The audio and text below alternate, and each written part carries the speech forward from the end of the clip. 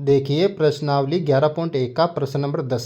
एक छतरी में 8 तन है जो बराबर दूरी पर लगे हुए हैं। छतरी को 45 सेंटीमीटर त्रिज्या वाला एक सपाट वृत्त मानते हुए इसकी दो क्रमागत तानों के बीच का क्षेत्रफल ज्ञात कीजिए।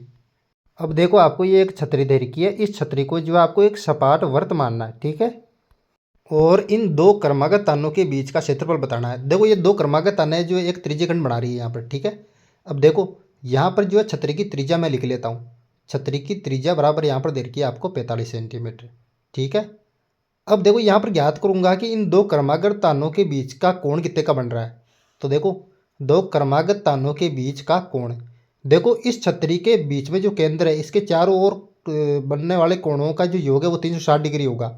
और यहाँ पर 8 तान है तो 8 का भाग दे दूंगा 360 में, तो दो तानों के बीच कोण निकल के आ जाएगा मेरे पास। तो 360 डिग्री में भाग दे दूंगा 8 का, तो दो दे के भाग। यहाँ पर देखो 8 चौक 32 होता है, फिर 5 बजे 8 पंजो 40, 45 डिग्री आएगा।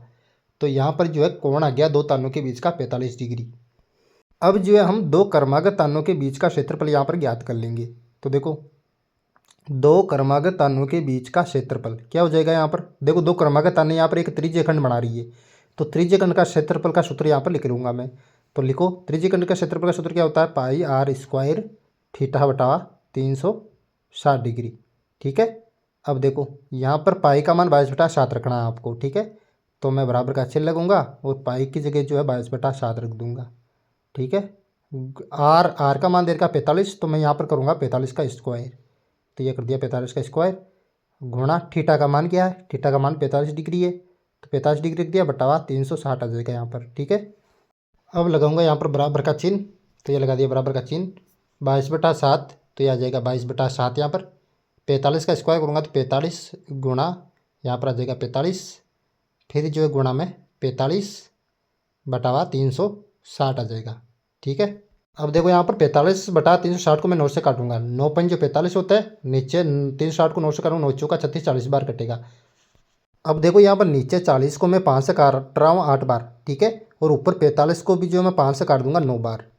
अब देखो नीचे जो 8 है इसको 2 से काटूंगा 4 बार, और ऊपर जो 22 है इसको 2 से काट दूंगा यहाँ पर 11 बार, ठीक है ना। इस प्रकार काट लेना है।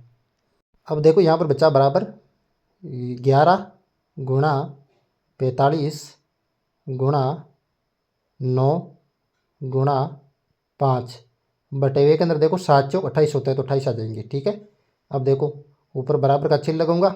अब देखो यहाँ पर 11, 45 और 9 और 5 इन सबको गुणा करूँगा तो मेरे पास आएगा 22,275, और बटे हुए 28 ऐसा लिख दो, तो सेंटीमीटर स्क्वायर आएगा दो क्रमागत तानों के बीच का क्षेत्रफल, ठीक है। इस प्रकार से आपको हल कर लेना है।